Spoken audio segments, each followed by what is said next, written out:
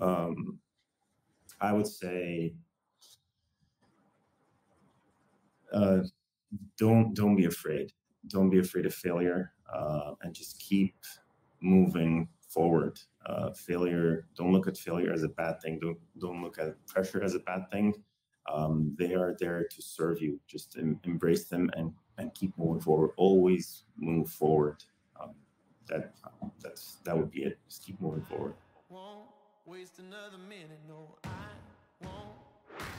Here's the $1 million question. How do men like us reach our full potential, grow into the men we dream of being, while taking care of our responsibilities, working, being good husbands, fathers, and still take care of ourselves? Well, that's the big question. In this podcast, we'll help you answer those questions and more. My name is Brent, and welcome to the Fallible Man Podcast. Welcome to the Fallible Man Podcast, your home for all things man, husband, and father. Big shout out to Fallible Nation and a warm welcome to our first-time listeners. Hey, thanks for checking us out. I hope you enjoy the show. My name is Brent, and today my special guest is Coach Ramy Selah. Ramy, welcome to the show. That's Ramy, sorry. Told you I'd butcher it at least once. It's all good. It's all good. Thanks, Brent. Happy to be here. Ramy, are you a Star Wars fan? Yes, definitely. Awesome. Like, I randomly picked one trivia question for the show, and it is totally random. And I picked a Star Wars question today. So, hey, that works out great. I asked a Harry Potter question one day, and the person was like, I've never seen Harry Potter or read it. I was like, oh, okay then. So the random question of the show, which Star Wars film has the quote, "Always remember your focus determines your reality"? Is it A, The Empire Strikes Back? That's horrible English. A, The Empire Strikes Back. B, The Phantom Menace. C, The Force Awakens. Or D, Solo, A Star Wars Story? I honestly have no idea, but I'm going to go with The Empire Strikes Back. It's hard to beat a classic, right? That's yeah. Are you a original, prequel, or sequel guy? I mean, I've watched all of them, but I mean, the original ones are the ones I watched more than once. I mean, back then when we were kids, just watch the movies over and over again. So, yeah, I mean, those are the ones I watched most. Yeah, me too. I've seen all of them, but it's like, yeah, I'll stick with those. So, Ramy, if you could have any superpower, what would it be and why? Oh, that's a good one. I think I would pick flight, and I would pick that just because if you can fly, you could be in so many places, and it's a shortcut when it comes to time. And in this day and age, I have so many people living in different areas of the world. I just wish I could, see them, spend time with them. And so, yeah, I think this would be my pick. Okay. I like it. Definitely less creepy. I had one guest say invisibility. I was like, that's a little shady. Just yeah. In this day and age, yeah. What is your go-to comfort food or guilty pleasure snack? Pizza. Pizza? Yeah, it has to be pizza. I know you're disciplined about your diet, so I had to ask. Yeah, no, it has been like that ever since I was a kid. I've always loved pizza. I don't eat it as much anymore, but it's definitely my favorite one. What kind of pizza? Pepperoni and cheese pizza. Yeah, hard to go wrong. That's can't go wrong with that one. I'm not a huge pizza person, but we have a local pizza place that's just it's a local restaurant, right?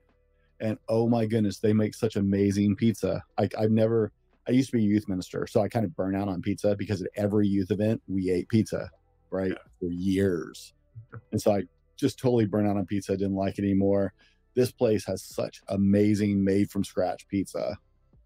It's like, man. Original Italian pizza or? No, but the guy is really big into fresh, high-quality ingredients, and everything is from scratch. So, nice. Yeah. It's like, man, life was a little better before I liked pizza, because now I can like just scarf the whole thing, dude. It was so much easier when I didn't like pizza. Are you a morning person or a night owl? I'm a morning person, Okay. definitely. Yeah. What purchase of $100 or less have you made in the last year that's had the biggest impact on your life? Ooh, that's a tricky one. Less than $100. I mean, it's gonna have to be a book, I would say. I would say the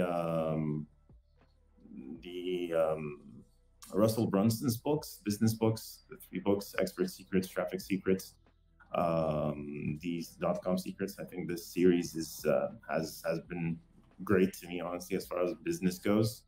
And I would definitely recommend it to any entrepreneur who's trying to start something online. It's a great series of books.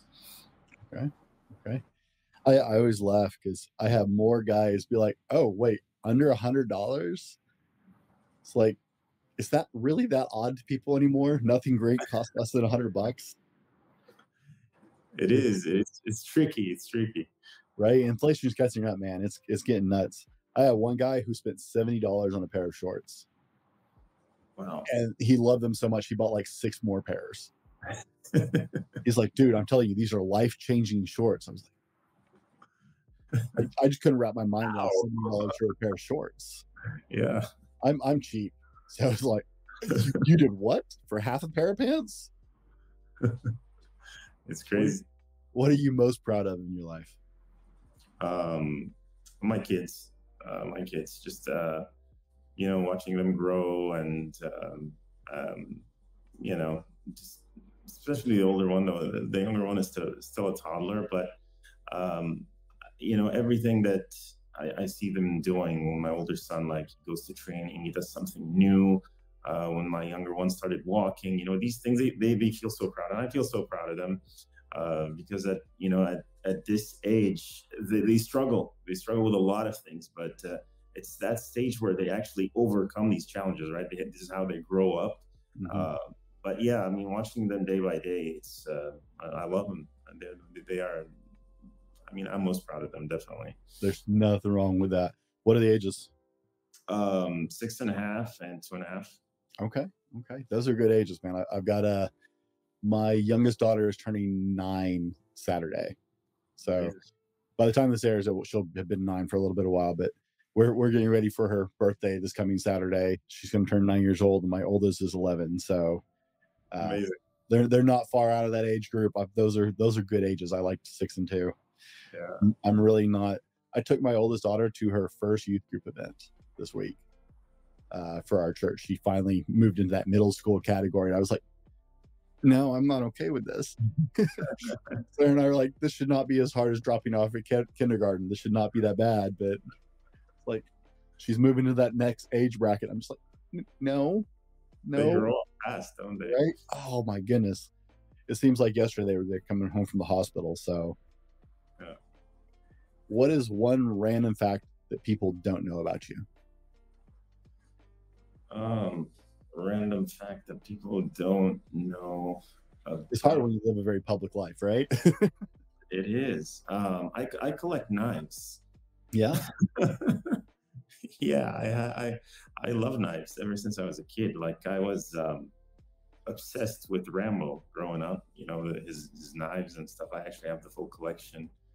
It's just something I've loved ever since I was a kid, and no one knows about it really. I was actually cleaning them today, but I guess that's one thing. No, you know what? I totally get the fascination. I got my first pocket knife when I was like 5, and I have knives everywhere around my house. I just love knives. So still the most useful tool ever. It's really a crazy obsession that not a lot of people get, but when you have it, you're like, I love it. They're like my kids. I love them. My first job in the world was working on a ranch in Wyoming for master bladesmith Ed Fowler. And I would sit there for hours on the ranch and just watch him hand forge these beautiful blades. And just the whole process of hand forging these beautiful, beautiful knives with ram's horn handles. He actually has his own strain of rams that he crossbred to get genetically these rams that grew bigger, more beautiful horns faster. Yeah. And just the painstaking artisan work. And I've had him in session my whole life. Amazing. Yeah. I love it. Right? There's a story behind every blade. There really is. It's true. Yeah. But you have to be a knife lover to really appreciate it. So I'll stop. Sorry, I can go way off on that.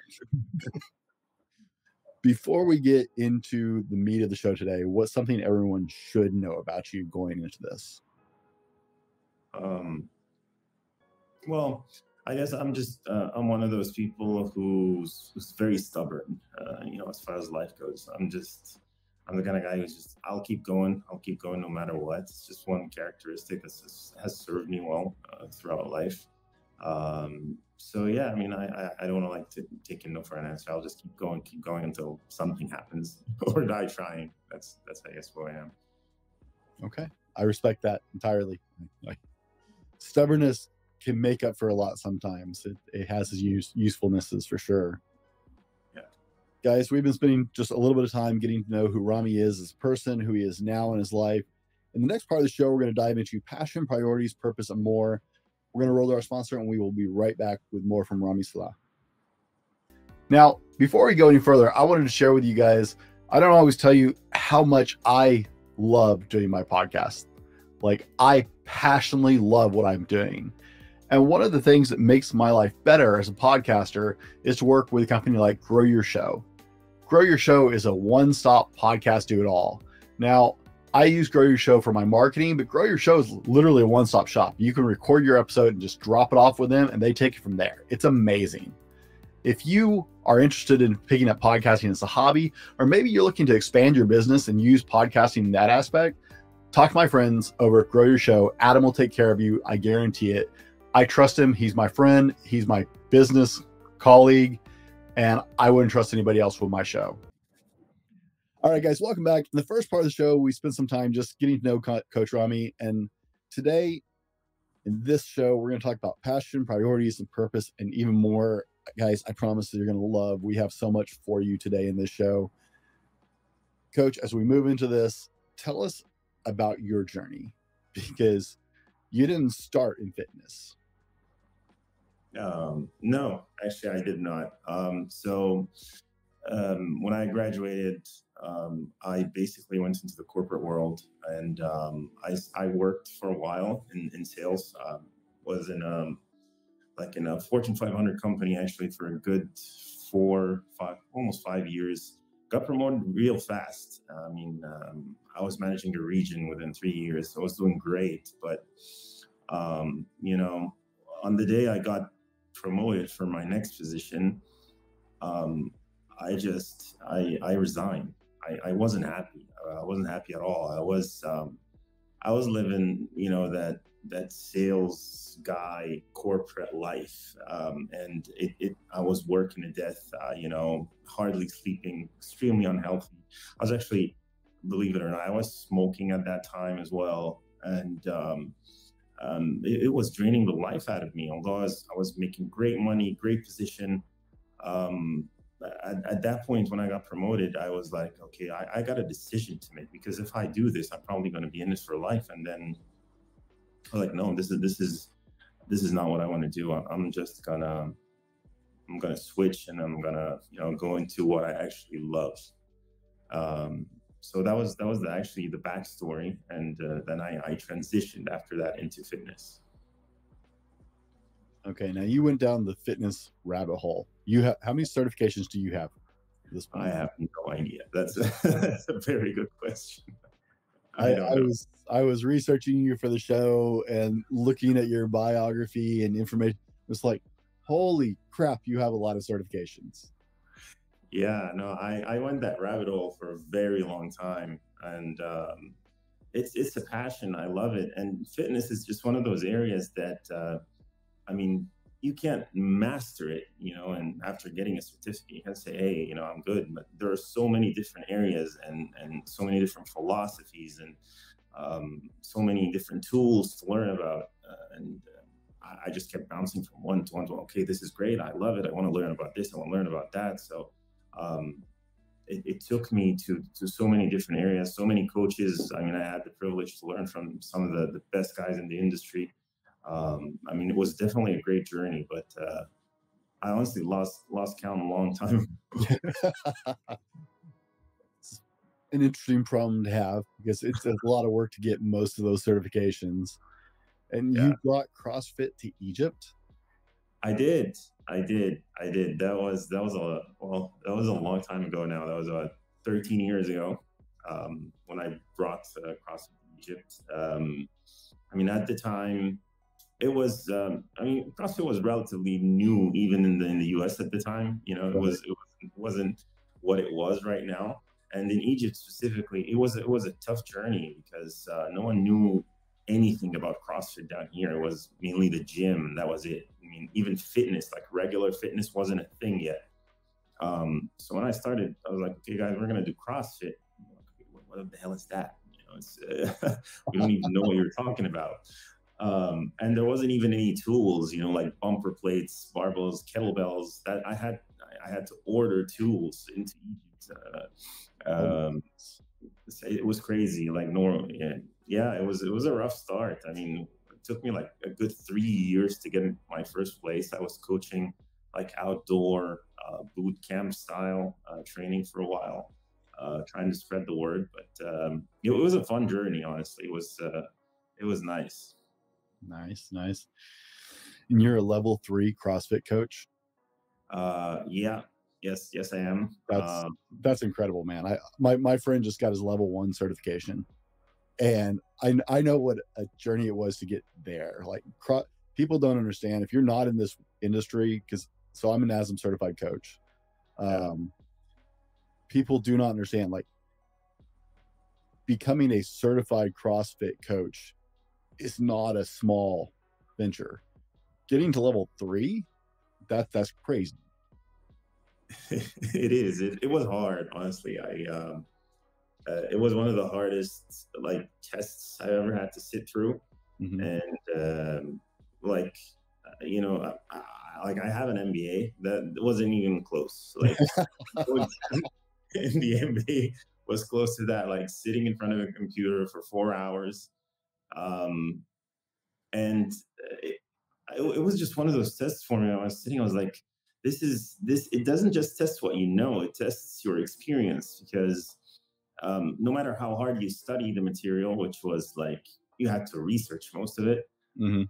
but it kind of tests like your experience as well inside the test. Like, you know, I always tell this to anyone who tells me I want to do a level 3. I tell them, okay, here's what questions are like in the level 3. They view a group of people on a screen, 10 people, 12 people performing the movement and ask you to spot the error in the video. And that's what it's like. No, doesn't matter how many books you read. If you don't have the experience, you're not going to pass that test. I gotta say, I'm actually more impressed with that because I was really I failed my first NASM exam Yeah. because in the 2-hour test, there was honestly nothing about training as far as I'm concerned. Yeah. I was like, okay, I read this book cover to cover. I studied through all this, and it's not a small book, but it's like, I thought we were going to talk about training. Isn't that the point of becoming a certified personal trainer? You learn about training, and like there was so little in the NASM certification about actual training practices Yeah. and programming. It was like, it's a good thing I've actually trained people. That getting the certification was just like, hey, I should actually like get certified so I can charge people for this. Yeah. But and then I got a fanboy about one more. You have a West Side Barbell certification. Holy crap! I do. That was the other hardest thing I've ever had to go through. So I'm a my preferences is strongman and powerlifting. Like strength is I appreciate the athletics involved with CrossFit, but the strength is my passion. And like fanboy out, holy crap, Louis Simmons is the godfather of strength. Like And yeah, getting no, that certification, I didn't even know he offered that. yeah, yeah. But I know it can't be easy. It wasn't. It wasn't. It was brutal.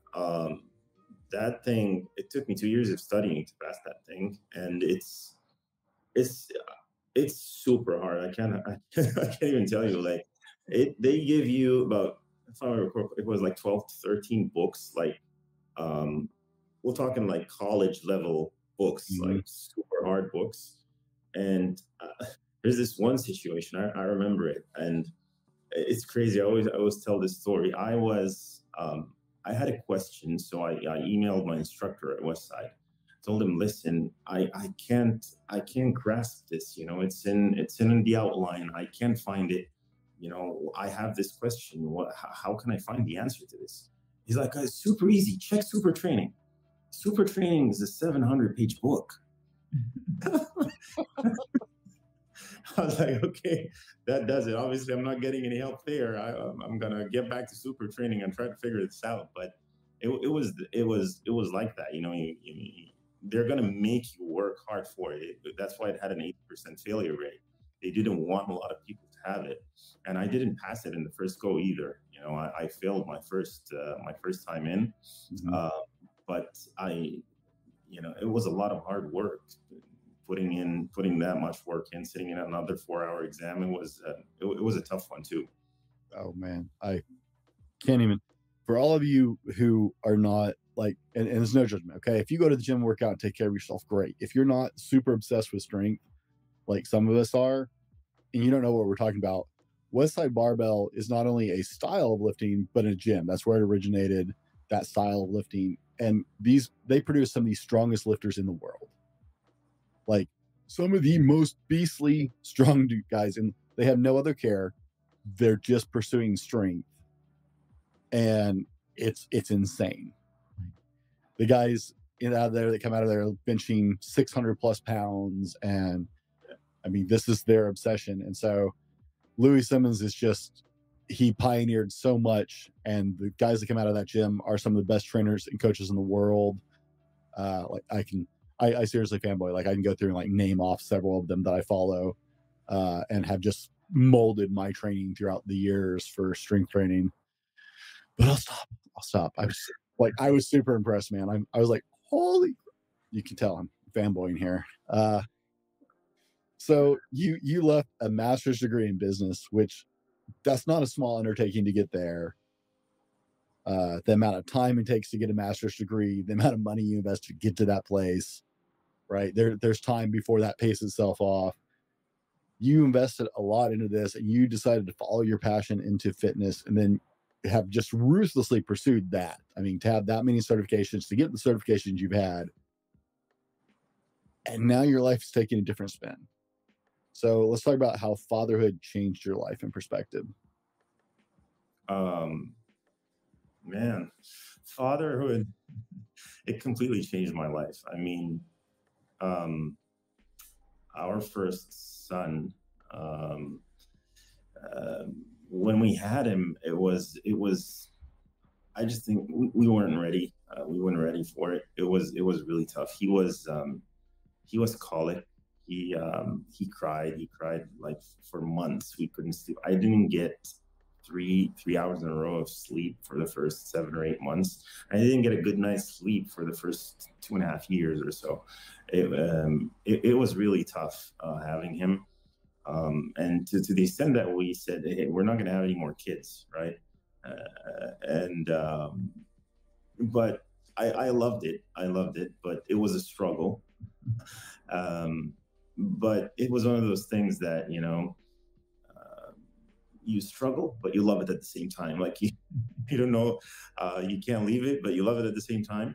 But honestly, having my family and starting a family was one of the big influencers, and one of the big reasons that I actually wanted to start an online business. Because I mean, where I live at least, and I had several gym locations that I ran before, my life basically started in the evening, started around 5 or 6 p.m. when because I had to be at one of the locations when people came in, always at the gyms and stuff, and that meant that I wasn't there for my family in the evening. And that was a crazy situation for me, because I didn't want that. I didn't want to be the dad that wasn't around for his kid and for his wife.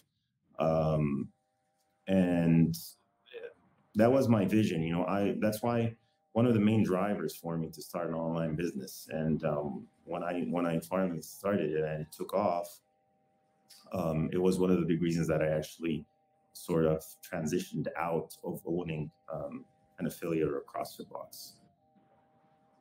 Okay. Okay. Can I ask where in this journey did your first child come into the picture?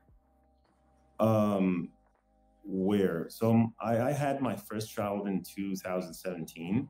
Okay. I had been running my gyms for 7 years so far. So started in 2010, and yeah, my first son was born in February 2017. Okay. So multiple gyms and locations, multiple certifications in. Yeah. You've already made one huge transition in your life from the corporate world to the fitness industry, and you're in. I mean, most people will go, "Oh, hey, I own multiple gyms. I'm super certified, and this is very successful." And then your kid was born, and the world changed again radically for you. You have to reevaluate your priorities. Yeah. Right. I mean, that's a huge. Fatherhood's an interesting thing, and it's something universal between all dads. I remember a coworker of mine. I worked with him over a long enough period of time. Like, I knew him when he was dating his now wife, and like, he was a typical obnoxious little crap. I trying to be nice about it. Like, he was those of us who had families who started talking about our kids and stuff, he'd like just politely try and scoot away from the conversation. And he was typical young 20s, and then he got really serious, and then he got married, but then he had his first kid, and he had a little boy, and the world changed like who he was. It was really fun to watch, to see, because like, he became a person. Like, he actually cared about other people. He listened to other people, right? It changed the way he viewed the world. And then I walked into work one day after his son was about 2, and like, he looked like he was going to faint, like something wrong. I was like, "What's going on, brother?" He's like, "How do you sleep at night?" I was like, "What's going on, man?" He's like, we're pregnant. Katie's pregnant. I was like, "Dude, congratulations. That's amazing." He's like, "It's a girl." I was like, "Dude, that's awesome." He's like, how do you sleep at night?" I was like, "You better sit down," because I have 2 daughters. Yeah. And I was like, "You're looking at the world a whole different way now, huh?" He's like, "Every man sucks." Oh yeah, like, absolutely. Yeah, I get that. I have a daughter on the way as well. It's different. right? Kids change the lens through which we see the world drastically. Right? We get suspicious about people. We start thinking about defending the house, and oh my goodness, it changes our perspective in a massive way. Fatherhood is one of those universal like connections. It doesn't matter where you are in the world, where you're from, what your background is. Men come together on fatherhood, but a lot of guys struggle when they make that transition into fatherhood. Right? Because our perspectives change, some of the things that were important to us, we tend to let our health go a little bit. Right? We get less active. You said at one point you were struggling with binge eating. Yeah. And emotional eating there. How do we as men start to square with these changes? Right? I mean, it's a lot, right? But how do we universally, it hits guys out of the blue, right? They hit that, "Oh my goodness, I'm going to be a father," and life changes radically, and you have to change your priorities and your perspectives. So what's your just off cuff advice to men who are experiencing this for the first time, right? They're just getting the news of, "Wow, I'm going to be a dad." What do you want to say to men who are just finding out this, as far as, how to breathe in that moment as they're looking at their whole reality shifting? Yeah, no, I mean, honestly, it's the best feeling in the world. There is nothing as enjoyable, as having kids. That is what it is. So the first thing is, it's an amazing thing, to have kids. However, it is super hard. It is also one of the hardest things you're going to have to go through. Certainly is for me, it's definitely one of the hardest things I've ever been through. And we just live in a world that doesn't really prepare us for fatherhood, as far as I can see. Nothing prepared me for what was coming. I was a guy who was very structured in my day. I had routines in place. I loved my routines, you know. I considered myself very, you know, mentally tough and disciplined and all that. But when my kid came into the picture, all that blew up in my face. Couldn't get a routine in. I couldn't sleep right, and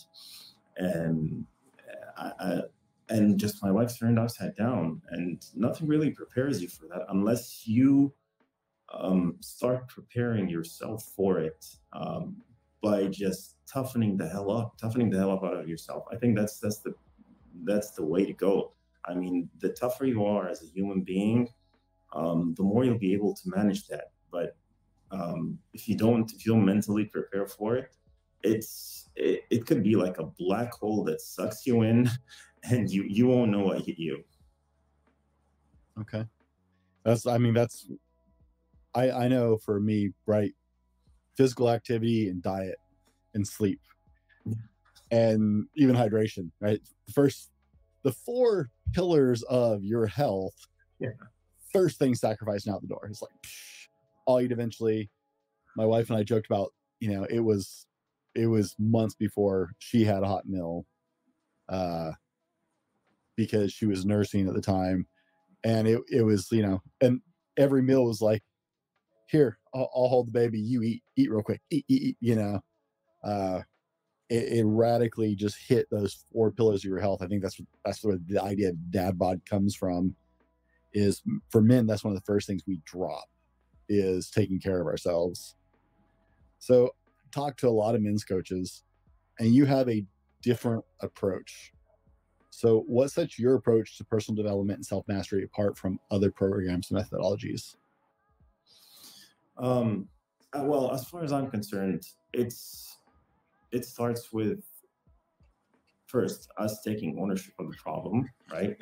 Because I see that a lot. Most men out there, they blame the issue on something out there, right? They blame it on time, they blame it on their kids, they blame it on their marriage, they blame it on work.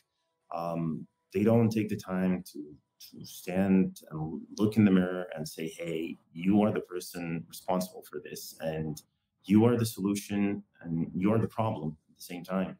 And once we let that sink in, and we start to take note of what we're saying to ourselves and taking control of the conversation that's in our mind, things start to change, because I think that's the most important thing.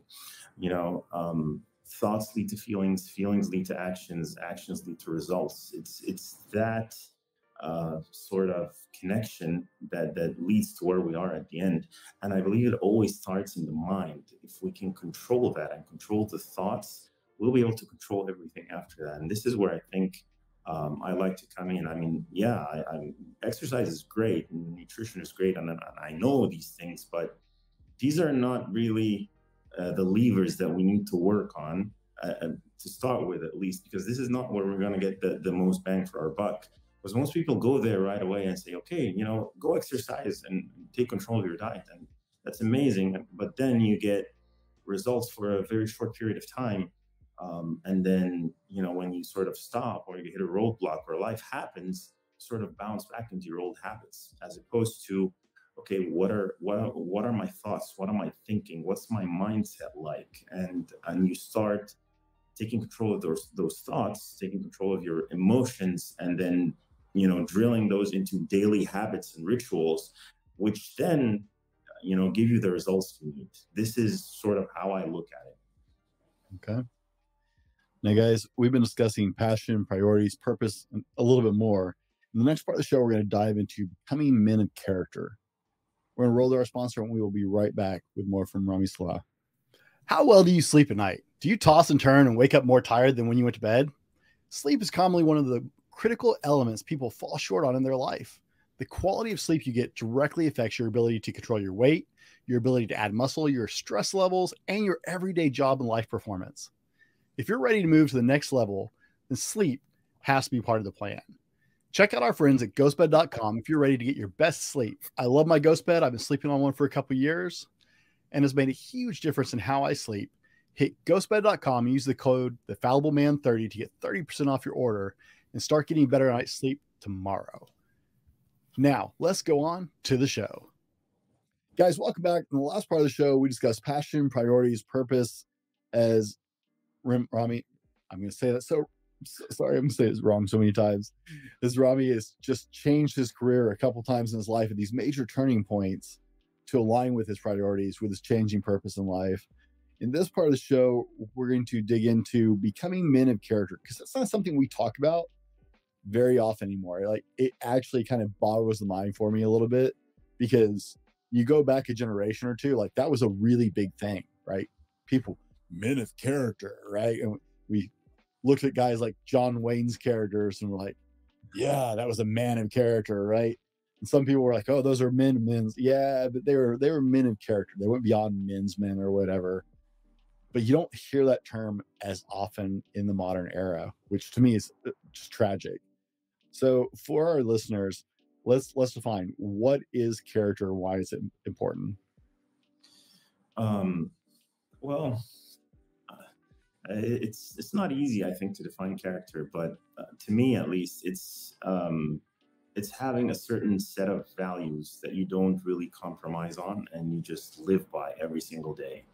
That's how I see a man's character. It's those specific values and traits that sort of define who you are. Okay.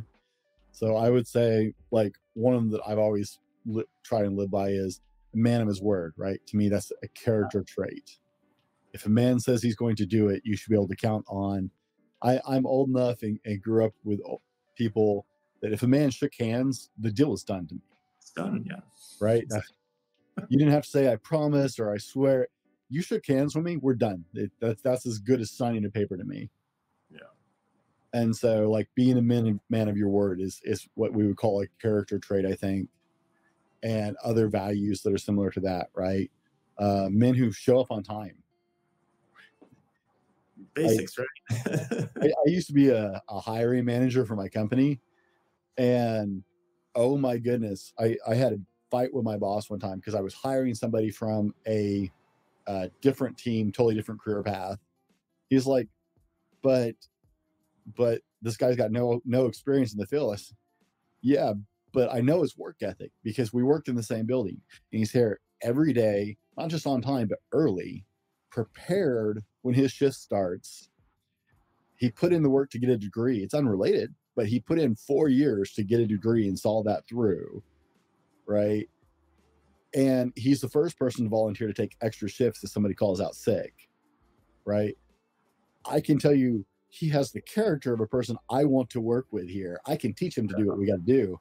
My boss was like, oh, I don't, he doesn't, look, I can train him. That's what I do.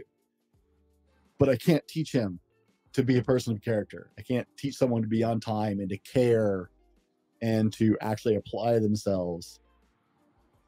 So, that's just one of those things these days, right? It is. We're losing that conversation, not because the younger generations are bad. I get hit all the time. It's like, you're so hard on the younger generations. It's our fault. I'm not blaming them. I'm blaming us. We let up to an extent with some of the younger generations and didn't put the same demands on them about showing up on time and being true to their word and having that character. No, I mean, I absolutely agree. I mean, those two things specifically, I think those are the main pillars, I guess, to judge a man by. I mean, my dad used to tell me this, when I was a kid. He's always like, yeah, a man is his word, right? That's basically it. If I say something, you can take it to the bank. It's gonna happen. I don't need to repeat it. If it comes out of my mouth, it's done. That was like the first thing. That's how I learned that my word means something, or at least it has to me. And my dad, he was in the military, and time was a big thing. I don't think I knew what being late is growing up. That just doesn't exist. We're always either early or on time. And if you're on time, you're late.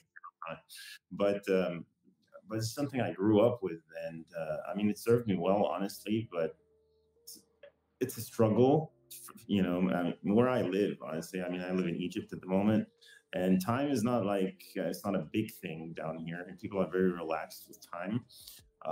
But it's like you said. I mean, you can't really blame the younger generations. It's up to us, right, to sort of reinforce these things and not to let up on them. I think, because I think that a lot of people sort of give in to what's happening around them. You know, it's okay. I mean, I don't really need to be a hard ass about this.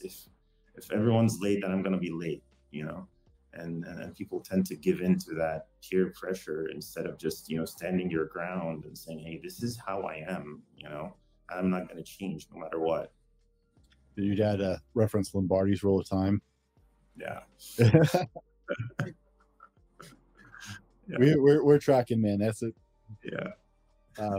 My dad was in the military for a short, for like 6 years or whatever, but he was also a big football guy. So he loved Vincent Lombardi anyways, and it just reaffirmed everything he already lived by. So I heard that reference even when I heard it called Lombardi's rule of time when I was in the military, but it was like, I was like, oh, that's where Dad got it from. Okay. He's taking credit for that, but that's where that came from. Got it. Yeah. So in becoming men of character, I think we have to take the trash out some. And you talk a lot about confronting addictions and handling like depression and things in life that are dragging us down. Can you lean into that a little bit? I didn't get that. Sorry, can you repeat that? Sorry, I didn't make that a real clear question. I think to become men of character, to become the men we need to be, we have to confront some of the trash in our life sometimes. And that might be in the form of addictions. That might be in the form of even laziness or complacency. Can you speak to that a little bit? Yeah, absolutely. I think that most of us these days, we have things in our life that and I speak this from personal experience, honestly, that we kind of we're slaves to, if we can put it that way. Things that we know we need to give up, but we're not willing to give up. And that's basically the test for me. If there is something that I know I need to give up, but I'm not willing to give up, and I know that if I give it up, it's actually better for me. This is when I know that this is something I need sort of to get rid of, and I believe this is where most of us get stuck, because we live in a culture of comfort, right? We just want to be comfortable. We're sold on that idea that life should just be comfortable. It should be relaxing. We're being told that, you know, problems are bad. Pressure is not good for you. You should avoid it at all costs. And everyone just wants to go home at the end of the day, sit on the couch and watch TV and sort of sedate themselves, to sort of forget whatever crappy day was behind them, right? Instead of living a life of passion and a life of purpose and dealing with whatever is ailing them head on, right? Dealing with the problems, because that's how we become stronger and how we become better men, right? And I've personally discovered that, you know, the more pressure I put on myself and the more problems I actually force myself to deal with, the happier I become. Because happiness comes in that area from overcoming adversity. And when you do it consistently, you become better and better and become more confident and more confident. So you're saying you've got to head things on and we've got to jump into discomfort, which isn't, that alone is a scary concept for most people. So tell us about, I mean, you've made some big leaps in your life, going from the corporate world to the fitness world, and then changing your format that was already working in what people call very successfully into a different format when you changed your priorities with your kids. So at these pivotal moments in your journey, you know, how do you process confronting your fears and getting out of your comfort zone and making these changes? Because I think a lot of us get jammed up in that. So can you talk about that a little bit? Absolutely. I mean, honestly, it wasn't all nice and dandy, right? And like I said before, I actually suffered from like a binge eating disorder, and I gained a lot of weight at one point. And at one point, I was pitting myself to the point where, I sat down with my wife and I told her, I don't know what's the point of this life anymore. It's just like struggling everywhere. I'm struggling at work. I'm struggling at home. I'm struggling with myself. It's just, I don't know what the hell, I'm just not happy. And the only thing that was sort of getting me through this is that I always knew that if I just keep going and work as hard as I can, I'm eventually going to come out. I don't know when. I had no clue when the other side is, when the light, when I'm going to see the light at the end of the tunnel. But I had overcome, several obstacles throughout my life to know that it's going to happen. But the challenge is that the challenge that I found was, as I grew older, the light was always further. It wasn't like weeks or months. It could take years to see the light at the end of the tunnel when you make certain changes as you get older and have more responsibilities and stuff. But you're gonna see it eventually. That's what I told myself. You're gonna see it. Just put your head down and just keep going. And no matter how many times you fall, just keep getting up. You're gonna suffer, and that's okay. You can take it. You're a big boy, and it's not a bad thing. That's basically was my mentality. How do we build a mindset like that? I mean, perseverance, and that's a lot these days. It's not something, I see the meme all the time on social media, and I get a laugh out of it. At the same time, it kind of annoys me, where it talks about, good times breed soft men breed bad times breed hard men, right? And so we've been on a fairly good time in the last, well, I won't say the immediate last couple of years, but in the last couple of decades of life, with the exception of some major earth-changing events in the last couple of years, really life has been pretty on an up point. And so a lot of people are struggling with resiliency and that mindset that comes with that. How do we build a mindset that will carry us through those times? I think it's a mixture of two things. You basically, you do hard things on a daily basis, things that you struggle with. And, this could be as simple as waking up early, for most people. I don't think it's ever comfortable to wake up early. I wake up at like 4 o'clock every single day. And it doesn't get easier, right? It doesn't get easier ever. But I've been doing it for so long. But I mean, that's one thing. And I think the other thing is just consistently doing things that you're bad at. And I have noticed this so much throughout my life. Whenever I start doing something that I'm good at, first reaction is, I want to quit. Just figure something out. Like go do something else. Go. This is too much. This is super hard. And I was actually experiencing that today. Working on a project, and that just comes up. And you just keep going. You just have to keep going and say, you know what? You keep going. It's eventually you're gonna figure this out. But all you have to do is not quit. And the more we do that, the more we sort of get confidence in our ability to overcome, because that's the only way to really make it happen. You got to go through it several times in different situations, so that that, okay, it's here. I've hit the wall.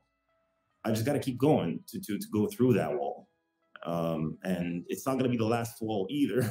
Probably when I knock that one down, I'm going to run into another one down the line. And all I got to do is to just keep going and so forth. Okay. People, I do obstacle course racing, like Spartan races, Tough Mudders. And one of the things they like to say at Tough Mudder is, when was the last time you did something for the first time? Right. Yeah. I love the idea. It's like, okay, I was laughing. I was doing a race a weekend before last down in Portland, Oregon, and we were going through, and a couple of the guys were like, wow, And I looked at them because you could tell they're like their first event. They're I said, remember, you paid to do this to yourself. Yeah. And they're like, yeah, we're questioning our life choices right now. It's like, no, you man, you got to find those things where you're not the best. You got to find those things where you struggle and it doesn't come to you naturally, or it doesn't come to you easily, and go, I can still do it. I can still push through this. I can still learn this. I can still make those adjustments. Ramy, for someone who wants to start making these changes about who they are in their life and reaching for their best self, to become the men and character that they want to be, to become the men they see in their head, right? And go, man, I want to be that. What are the first 3 steps that our listeners can take right now to start this journey? Absolutely. So first thing is you gotta define who that person is, right? Who is that? Who's that guy that you wanna become? What does he do? What are his values? What does he do on a daily basis? I think that's the most important thing. What does his day look like? What are his habits? And what are his values? What does he value most? And when you have that defined, just write it down and start doing it immediately on a daily basis. There is a saying, Wes Watson says this: acquire what you admire. And if you admire that character, just go after it. But first you need to know what it is, right? And that's why I say define it, write it down on paper, and then just start relentlessly pursuing those habits that you've defined, and start living by those values. I think that's really the best way to go about this. I mean, I certainly I do this honestly. Whenever I want to break down something, I just break it down into, okay, what do I need to do on a daily basis? What are the simple things? Forget about the goal for a second, because the goal is too far into the future. But if I need to accomplish it, what are the 2-3 things that I need to do on every single day, and just find them and start doing them every single day. So define what you're after, and then isolate the small things. I think that's incredibly valuable. What you said there is, we want to jump to that end goal. You said, it's so far out there. We want to jump, right? We live in a microwave culture where we're used to instant gratification. Yeah. And so we want to jump from A to Z and skip the whole rest of the alphabet. And there are all those little steps. I was talking about this with some guys just the other night. We skip all the parts that come with that. That's why so many New Year's resolutions tank so early, I think. At least in the US. I don't know. I can't speak about other parts of the world, but in the US, there's like a 86% failure rate on New Year's resolutions in the first 2 months. And it's because people will go, here's where I'm at, and I'm going to be there. And they skip all the little steps in between and think, well, I'm just going to do this, and that's going to put me there. I loved Atomic Habits. Have you read Atomic Habits? Yeah, great book, James Clear. Absolutely. Yeah. I loved him explaining that. It's like, oh, you know what? I've done this. I've made that mistake going down that way. All the little things involved with every change and every big decision. Ramy, what is next for you? Honestly, for me right now, I am. My passion, honestly, is fatherhood, right? And I've struggled with it. I've really struggled with it. I believe I'm in a better place, but I don't think I've made it yet. But I think that I've struggled with so much that I have a little bit of knowledge that I hope I can transfer to other men around the world. So that's my current project. Actually, I'm working on starting sort of a movement for men, to sort of create a community of men to help them through that. Just how can we deal with this life-changing circumstances that are going to hit us all of a sudden without them wrecking or breaking us, and actually thriving on them instead of having to look at it as an extremely painful experience and feel like we're missing out on life. Okay, I think I read your stated goal somewhere. You want to help 10,000 men, or was it 100,000? 10, yeah. Well, I like to start small, so Oh, I yeah. 10,000 men, yeah. Okay. So we're going to start at 10,000 and work from there. Got it. Where is the best place for people to find you?